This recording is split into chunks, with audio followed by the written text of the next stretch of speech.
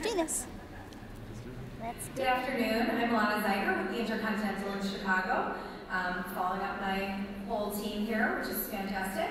I'm here to introduce our speaker today, the very energetic Neen James. So get ready for something that will get you home earlier so you can get on with everything else to create moments in life that matter. Do you feel overwhelmed by email? Yes. Do you ever say there's not enough hours in the day? Yes. And do you question if you'll ever get it all done? Yes. Neen James believes that you can conquer the world in 15 minutes. That work-life balance is a big fat myth, and you can reduce your email overwhelm. It's true. She's an Aussie productivity thought leader, author of Folding Time and Secrets of Super Productivity. She works with clients all over the world. Prepare to be entertained, informed, and inspired. Please welcome Neen. Thank you. Thank you so much. Thanks, Annie. I appreciate that. G'day. Turn to the person beside you and say, g'day. And if I could have some sound, that would even be more fabulous. Awesome. So, g'day. So when you meet an Australian, the way that you say hello is you say g'day. Would you like the advanced version of that? Ryan, how are we doing for sound? Oh, I feel like I'm playing peekaboo around the pole. Hi. Hi. They always get me. Do you want to turn me on? Oh, I shouldn't say that out loud. One moment, please.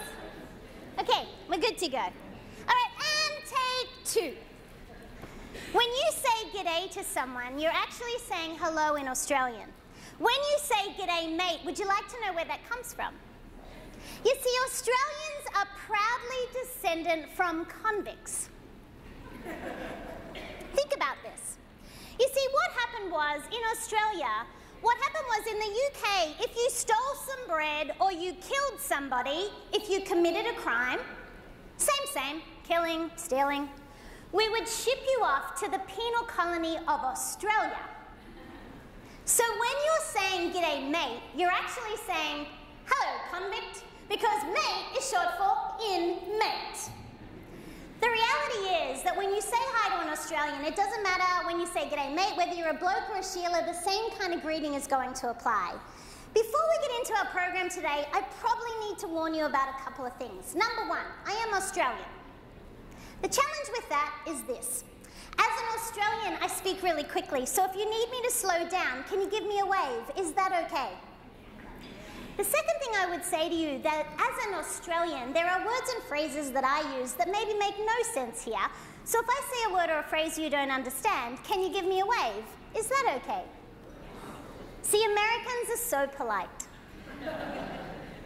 Why are you laughing? Here's what happens.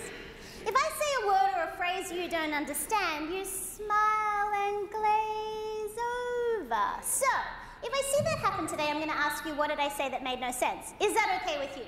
Yes. My final warning is this. Gentlemen, the pitch of this voice, it does not change. So, the quicker that you tune in, the easier the next hour is going to be on your ears especially. Turn to the person beside you and say, she talks funny.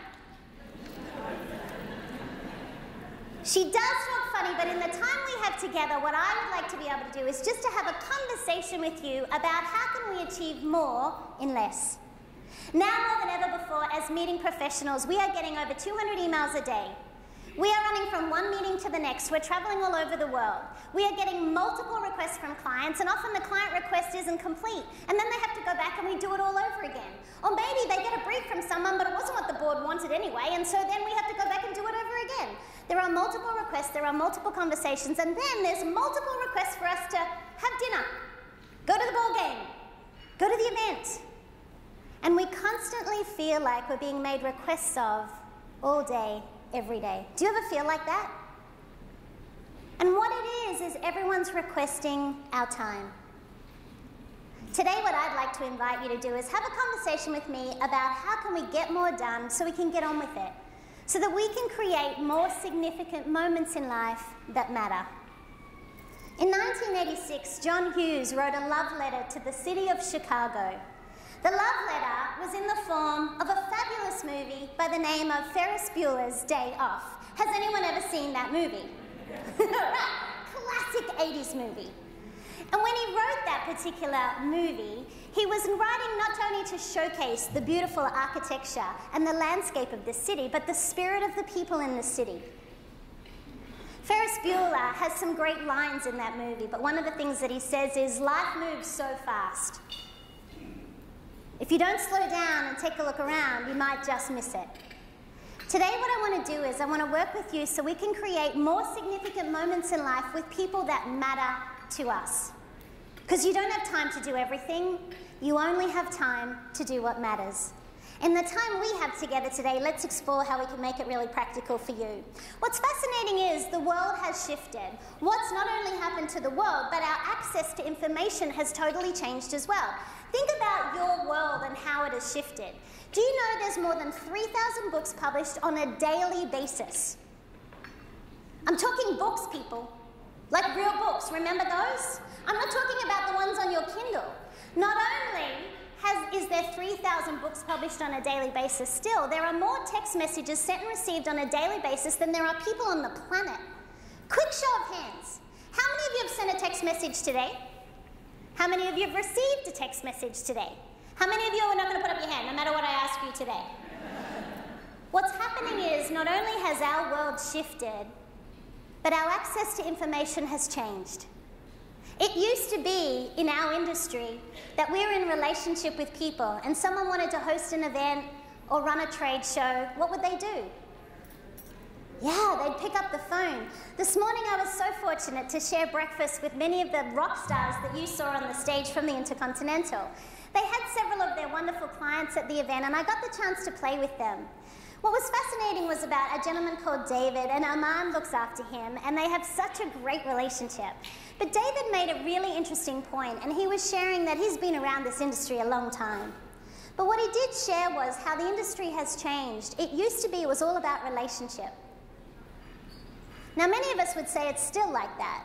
But his observation was that now it feels quite transactional. Do you have those days? Where it feels like a transaction. But what was really lovely about what David said in his relationship with Armand at the Intercontinental in Atlanta was he said he knew he could pick up the phone and then Armand would be able to look after him. We need those kind of relationships with our clients. We need to be top of mind, like the people at the Intercontinental are with theirs, that we are the first person that people think of. Because not only has our access to information changed, but our clients, they have an amazing amount of choices now. What do they want to do if they want to find out information? They just Google it. People's information access is huge. Not only is their access huge, but the frequency of contact is amazing. Think about on a daily basis how many types of messages you get. Not only are you dealing with your 200 emails, you've got instant message. For those of you who are on social media, please feel free to tweet throughout today's presentation. I would love that. Hopefully there's some tweetable things to say. So for those of you, anyone on Twitter while the presentation's on today? Mike is? Okay, a couple of you. Okay, my Twitter handle is Neen James. Are you ready? I'm going to give you your first tweet. You ready? I'm with Neen James, and she's fabulous. I'll just wait while you tweet that out. There. Our hashtag here is GMC PCMA, so please feel free to do that. What's happening now is our clients are not only accessing information about us, they can do all the comparisons in the world simply through Google. So our world has shifted, our industry has changed, and our access to information has changed as well.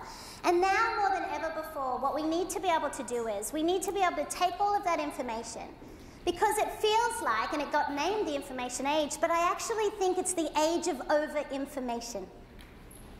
Our job is to cut through the clutter of everything that's going on in the minds of our teams and our clients so we can have the most impact. That's our job. You see, you don't have time to do everything. You only have time to do what matters. And what is important is that we make sure that every client that we get to deal with feels like the most important person in that moment in time. I wonder what really matters to you. I'm going to invite you to share with the person beside you what really matters to you. Take a moment to do that for me now.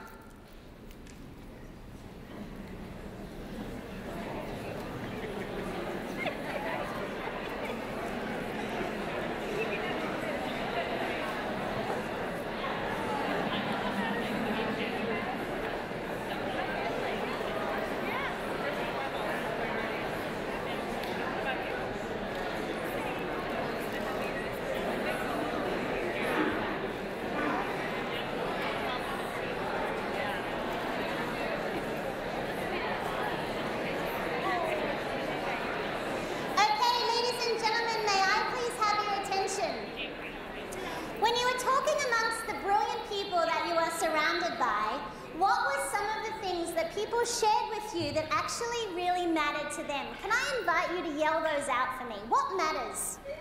Family. Okay, let's talk about that. Generally, it's the first thing people say, and yet what's fascinating to me is it's often our family that get the leftovers.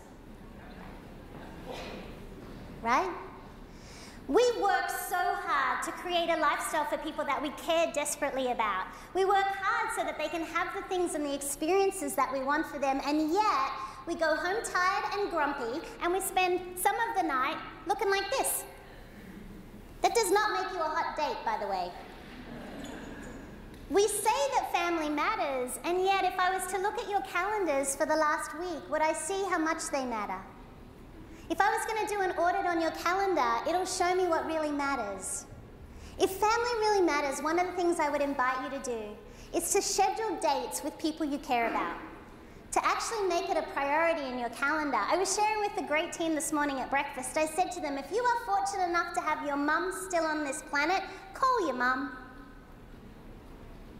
Just take some time to be able to reach out and remind people that they're important to you. Because in the busyness of our life, what happens is we often take those that matter the most to us for granted. Today I challenge you, if you want to be more productive, we have to often start at home. We have to start with the relationships who are most important to you. My husband and I are very fortunate that we travel the world. And so we get our calendars out every Sunday night to see where we're going to be. We've had date nights in other cities because we've found out I'm speaking for a client and he happens to be there. Could you compare calendars with people that you share your lives with on a weekly basis just so you've got that connection time? I have 3 boys in my life. They are the loves of my life. They are 21, 19, and 13. Their names are TJ, Christian, and Donovan. I absolutely adore them. We schedule date nights. They are my substitute children. They live next door. All care, no responsibility, and I don't have to pay for college. When I relocated here from Sydney, Australia, to Doylestown, Pennsylvania. Does anyone even know where that is? It's really quaint, isn't it? It's adorable. It ain't Sydney, though. Sydney City, Doylestown. Let me tell you about Doylestown. Doylestown is a very quaint little place. It has cobblestone streets, doesn't it? Yeah. And it has perfect suburbia. Everyone lives on an acre block. There are 2.4 children to every house. There is a truck and a minivan in every drive. And where I live, gentlemen, this might make sense to you, there are stripes in people's lawns. I've never seen that before. People mow their lawn a certain way where I live. I lived in Sydney, and for any of you, has anyone been to Sydney? What a beautiful city. The Intercontinental there is one of my favorite properties because it has one of the most spectacular views of Sydney. When you sit there, you can see the entire city. It's quite spectacular. So moved from Sydney City to Doylestown, Pennsylvania. The people that lived next door became my family. They became my substitute family because all of my family is in Australia. So your family may not necessarily be the people that you are part of that particular family. It could be that they're the people that you adopt like I did. You might have furry family in your house. I don't know about you, but I have a very demanding cat. We need to spend time with people that matter. When you talked about what else mattered, what else did you talk about with the people around you? Besides family, what else matters to you? Rest? Yeah, it's kind of a novelty in our industry, isn't it? We provide beautiful places for people to rest, but we don't always rest ourselves, right? We need to schedule rest. Now, if you want a little tip, one of my favorite apps that I use all the time is an app called Pizizz, P-Z-I-Z-Z, okay? Oh, you don't say that?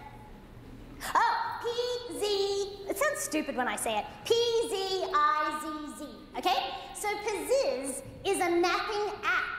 Has anyone experienced this? You can set a time for a nap. You have a little nana nap, you wake up, you feel really refreshed. I use it on my phone all the time. You want a productivity app? That's one of my favorites, Pizizz. When you think about rest, we need to book that in our calendars. We literally need to make sure we're asleep by a certain time. to have the energy that we need? What matters to you? You don't have time to do everything. You only have time to do what matters. You see, I think it's not actually about time management. I think what we have to be able to do is we need to, now more than ever before, we need to be able to fold time. We need to make sure that we're not just doing one thing, but that we're doing multiple things. Just give me 1 second while I go forward. The system works. Folding time is about achieving twice as much in half the amount of time. What we need the ability to do is, we need to remember time management's out the window. Time management doesn't work. Has anyone here ever been to a time management training program? Yeah, I'm embarrassed to say I've even taught them. They were relevant in the 80s. Time management training programs, in their sense, were much more relevant when you think about the fact there was no technology, right? It's not about managing time anymore, because time's going to happen whether you like it or not. Time doesn't care. Time doesn't care what's printed on your business card. Time doesn't care how long you've been in this industry. Time doesn't care who you are. It doesn't care what color you are. It doesn't care what size you are. Time doesn't care, because time's going to happen whether you like it or not. It's not about managing time. It's about folding time. It's about achieving twice as much in half the amount of time. And here's what I think the key to that is. It's about being accountable for your time. Yours and the people around you that you serve. It's about engaging your attention differently, giving people the gift of your undivided attention, and leveraging your energy so that you bring an energy into every opportunity. It's also about making sure that you filter your choices so you're working on the best things, and your workflow is such so that those choices are having a greater impact. Because when you combine those things, you're investing your time in the most important activities. You're a person of integrity who can do what they say they will do and keep their word. And I think that's the person who has a greater impact, the person who learns how to fold time. It's about accountability. It's definitely about engagement, and it's about leveraging your energy, and that's what folding time is really about. But one of the keys to this is the way we talk about time. I wonder how many of you in the room today have said, I don't have time. Like today. Have you said that today? I don't have time. Well, the thing is, we do all have time because you and I get gifted the same amount of time when we wake up in the morning. Would you like a different way to say that? Instead of saying, I don't have time, let me give you a different phrase. Try this on. I didn't choose to spend time on that. Say that to the person beside you. I didn't choose to spend time on that.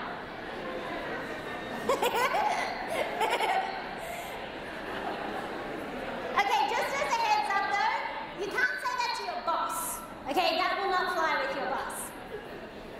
But time and the way that you invest it is very different. You've got to choose the way you invest your time. We need to be more accountable with our language around time.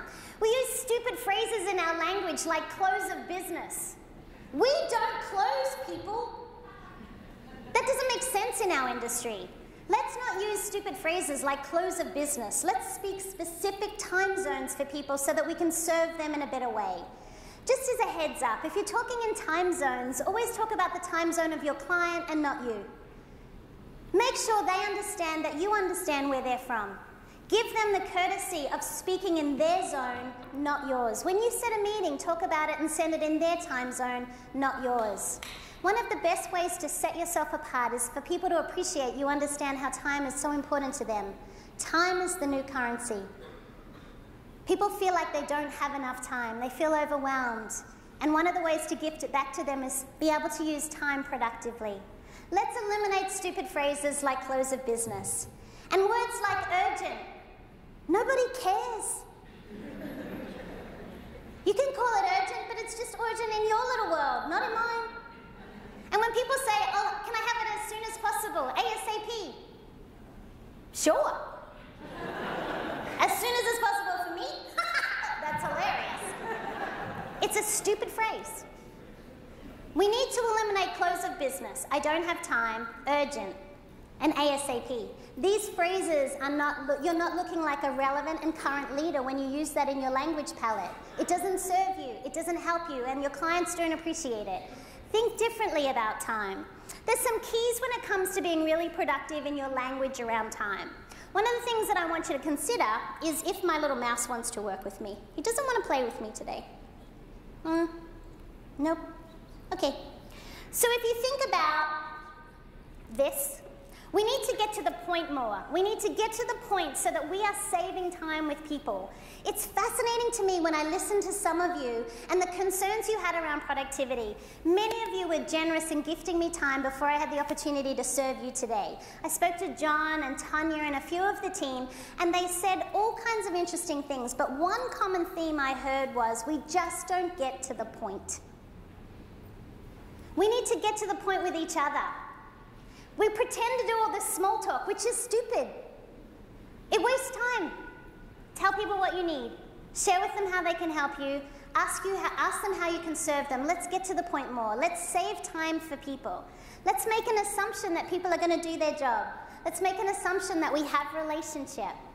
Relationship is vital in this industry, but one of the best ways to build it is don't waste people's time. Let's get to the point and do it more often. Not only do we need to get to the point, but what we also need to do is we need to think about time differently. We need to think about time in 15-minute increments. I think you can conquer the world in 15 minutes, because no one has an hour anymore. The key to productivity is 15 minutes. In 15 minutes, you can clear some of that crazy email that's been building up. In 15 minutes, you can have a real phone call with someone. In 15 minutes, that's how I do my business development in my practice. I'll tell you my favorite kind of meeting, and I was sharing this with the team this morning. My favorite kind of meeting is a tally coffee. You make a coffee and I make a coffee and we talk on the telephone. It takes no more than 15 minutes. I do tally cocktails on a Friday, but don't tell anybody. A tally coffee is a productive way for you to have a conversation with someone, and 15 minutes, people will gift you 15 minutes. But when you start asking for an hour of someone's time, they never get that hour back. 15 minutes is the key to productivity. It's the key to getting healthy as well. If you say, I don't have time to exercise, I wonder if any of you ever say that. By the way, I don't like exercise. It's unglamorous, you get all sweaty, parts move that shouldn't move. But I know I have to exercise because I have a responsibility to be able to have an energy for the clients that I serve. So it doesn't matter whether you like exercise or not, but you could do 15 minutes of exercise, because 15 minutes of exercise is better than 0 minutes of exercise. Would you agree? You don't have to like it. Does anyone here like exercise? God bless you. 15 minutes is the key to achieving success in your line of business. 15 minutes, you can conquer the world. You can do business development. You can have conversations. You can do reviews. But I wonder what you could do that would only take you 15 minutes, but it would get you closer to your goals. What is one activity that you could do that would get you closer to your goals and it would only take you 15 minutes? I'd invite you now, share that with someone beside you. What is one thing you could do in just 15 minutes to get you closer to your goals? Take a moment to do that for me now.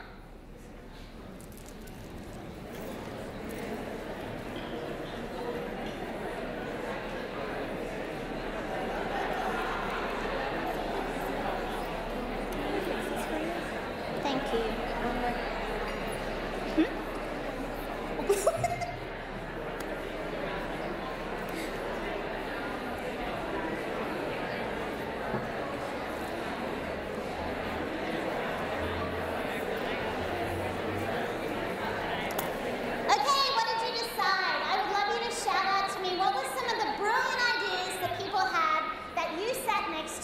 Of things they can do that will only take them 15 minutes, but what can they do in 15 minutes to make a difference? What did you decide? This would be the interactive part.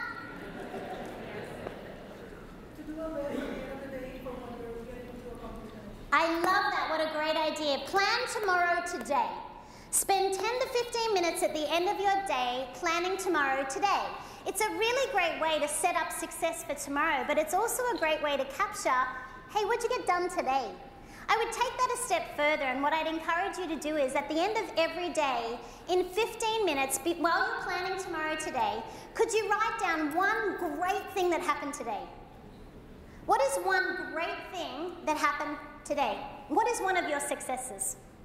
I wonder how many of you in this room would be willing to admit in public, when it comes to making a to-do list, How many of you write things on a to-do list just so you can cross them off? Who does that? Quick show of hands. Why do we do that? Why do we do that? Because it makes you feel good, right? It makes you feel like you did something today that was of some value, right? We do it because we want to feel good about our day. We want to know that what we did mattered, that we made a difference today. So one of the best things you can do is every day when you're planning tomorrow today to share your brilliant idea, write down one thing that was great. And then on Friday, I want you to compile the 5 things you collected. And then what I'd love you to do is take those 5 bullet points of fabulous things that happened every day and share it with your boss.